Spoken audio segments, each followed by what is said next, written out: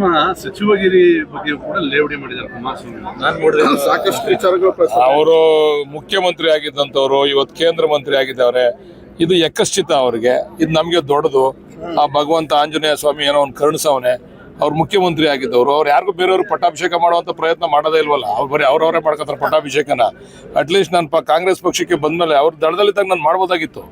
ಅವ್ರೊಂದು ಮಾತು ಹೇಳಿದ್ರು, ಚೇರ್ಮನ್ ನಮ್ಮ ಮಂತ್ರಿಗಳೆಲ್ಲ ಹೋಗಿ ಸುಮಾರು ಜನ ಹೊರಟ್ಟಿಯವರು ಮತ್ತೆ ಚನ್ನಗಪ್ಪನವರು ಚಲರಾಯ ಸ್ವಾಮಿ ಅವರೆಲ್ಲ ಹೋಗಿ ಆಯ್ತು ಅವ್ನು ಮಂತ್ರಿ ಮಾಡ್ಲಿಕ್ಕೆ ಆಗ್ಲಿಲ್ಲ ಕಾರಣಾಂತರದಿಂದ, BDA ಚೇರ್ಮನ್ ಆರು ಮಾಡಿ ಅಂದ್ರೆ ದುಡ್ಡು ಹೊಡಿಯಾಕ ಅಂದ್ರು.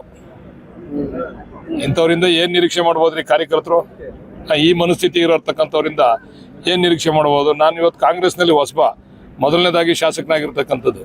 ಅದರಲ್ಲೂ ಕೂಡ ಮುಖ್ಯಮಂತ್ರಿಗಳ ಜಿಲ್ಲೆ ಕೊಡ್ಲೇಬೇಕು ಅಂತಕ್ಕಂಥದ್ದು ಒತ್ತಾಯ ಏನಿಲ್ಲ, ಕೊಡ್ಲೇಬೇಕು ಮುಖ್ಯಮಂತ್ರಿ ಜಿಲ್ಲೆಗೆ ಅಂತ. ಜೊತೆಗೆ 4 ಕ್ಷೇತ್ರ ಇರ್ತಕ್ಕಂಥದ್ದು. ಅಂಥದ್ರಲ್ಲಿ ಇವತ್ತು ಹೈಕಮಾಂಡ್ ಮತ್ತೆ ನಮ್ಮ ಮುಖ್ಯಮಂತ್ರಿಗಳು ವಿಶ್ವಾಸ ಇಟ್ಟು ನಮಗೆ ಕೊಟ್ಟವ್ರೆ ಅಂತಂದ್ರೆ ಅದು ಕುಮಾರಸ್ವಾಮಿ ಅವ್ರಿಗೆ ಯಕಶ್ಚಿತ ಇರ್ಬೋದು. ಇದು ನನಗೆ ದೊಡ್ಡದು. ಸ್ನೇಹಿತ ಅಂತ ಅನ್ಕೊಳ್ಳಲ್ಲ ಅಂತ ನಾವೇನು ಅರ್ಜಿ ಹಾಕಿದೀವಿ ಅನ್ಕೊಳ್ಳಿ ಅಂತ. ಅವ್ರೇನು ಅನ್ಕೊಳ್ದೇ ಸಾಕು ನಮ್ ಸದ್ಯ. ನಾವ್ ಯಾರು ಅರ್ಜಿ ಹಾಕೊಂಡು ಹೋಗಿಲ್ಲ ಅನ್ಕೊಳ್ಳಿ ಅಂತ. ಅವ್ರು ಇನ್ ಮುಂದೆ ಅರ್ಜಿ ಹಾಕೋದು ಬೇಡ. ಯಾರ್ಯಾರಿಗೋ ಹಾಕ್ತಾರೆ. ಅವ್ನು ವಾಸಿಗೆ ಏನೇನೋ ಬೈದ್ರು. ಈಗಾಗಲೇ ವಾಸು ಸ್ವಲ್ಪ ಇದಾಗಿರೋದಕ್ಕೆ ಆಗ್ಲೇ ಅಲ್ಲಿ ಅರ್ಜಿ ಹಾಕಕ್ ಹೋಗೋರೆ. ಇವನ್ನೆಲ್ಲ ಬಿಡಿ ಅಂತ ಹೇಳಿ ಅರ್ಜಿ ಹಾಕದ್ ಕುಮಾರಸ್ವಾಮಿ ಅನ್ಯಾಯ ಮಾಡಿದ್ವಿ, ನಮ್ಮನ್ನ ಬಿಟ್ಟು ಅಂತ ಕೂಡ ಹೇಳಿದಾರೆ ಸರ್. ಈ ಅಧಿಕಾರಕ್ಕೆ ಬರದೆ ಹೋದ್ರೆ ಅನ್ಯಾಯ ಎಂತದ್ರಿ? ಇವತ್ತೇನಾರ ಬಿಜೆಪಿ ಸೇರ್ಕೊಳ್ತಾ ಹೋಗಿರೋ ಜನತಾದಳ ಇರ್ತಿತ್ತೇನ್ರಿ?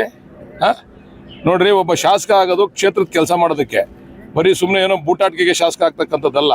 ಅಧಿಕಾರಕ್ಕೆ ಬರದೆ ಹೋದ್ರೆ, ಅಧಿಕಾರನೇ ಸಿಗದೆ ಹೋದ್ರೆ ಎಲ್ಲಿ ಕೆಲಸ ಮಾಡ್ಲಿಕ್ಕೆ ಆಗ್ತದೆ? ನಾವು ಅಧಿಕಾರಕ್ಕೆ ಬರ್ತಕ್ಕಂಥ ರೀತಿಯಲ್ಲಿ ಅವ್ರ ನಡವಳಿಕೆ ಇರ್ಲಿಲ್ಲ.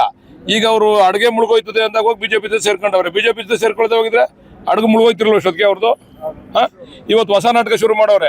ಯಾರು ಬಿಜೆಪಿಗೆ ಅಧಿಕಾರದ ಹಸ್ತಾಂತರ ಮಾಡದೆ ಟೋಪಿ ಹಾಕಿದ್ರಲ್ಲ ಯಡಿಯೂರಪ್ಪನವ್ರಿಗೆ, ಈಗ ಅವ್ರ ಜೊತೆ ಹೊಸ ನಾಟಕ ಶುರು ಆಗೋದು. ಈಗ ನಿಮ್ಮ ಸಚಿವಗಿರಿ ಬಗ್ಗೆ ಕೂಡ ಲೇವಡಿ ಮಾಡಿದ್ದಾರೆ ಕುಮಾರಸ್ವಾಮಿ. ನಾನು ನೋಡಿದೆ ಸಾಕಷ್ಟು ವಿಚಾರಗಳು ಅವರು ಮುಖ್ಯಮಂತ್ರಿ ಆಗಿದ್ದಂಥವ್ರು ಇವತ್ತು ಕೇಂದ್ರ ಮಂತ್ರಿ ಆಗಿದ್ದವ್ರೆ.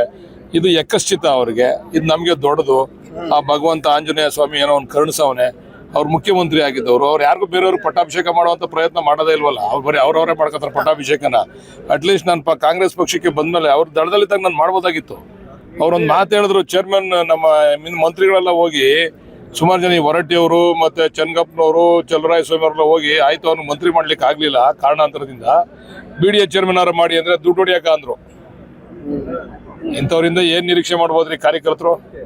ಈ ಮನಸ್ಥಿತಿ ಇರತಕ್ಕಂಥವ್ರಿಂದ ಏನ್ ನಿರೀಕ್ಷೆ ಮಾಡ್ಬೋದು? ನಾನು ಇವತ್ತು ಕಾಂಗ್ರೆಸ್ನಲ್ಲಿ ಹೊಸಬ, ಮೊದಲನೇದಾಗಿ ಶಾಸಕನಾಗಿರ್ತಕ್ಕಂಥದ್ದು.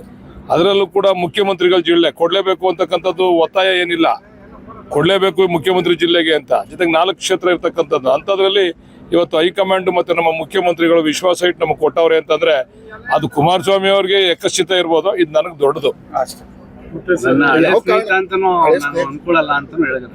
ಸ್ನೇಹಿತ ಅಂತ ಅನ್ಕೊಳ್ಳಲ್ಲ ಅಂತ ನಾವೇನು ಅರ್ಜಿ ಹಾಕಿದೀವಿ ಅನ್ಕೊಳ್ಳಿ ಅಂತ.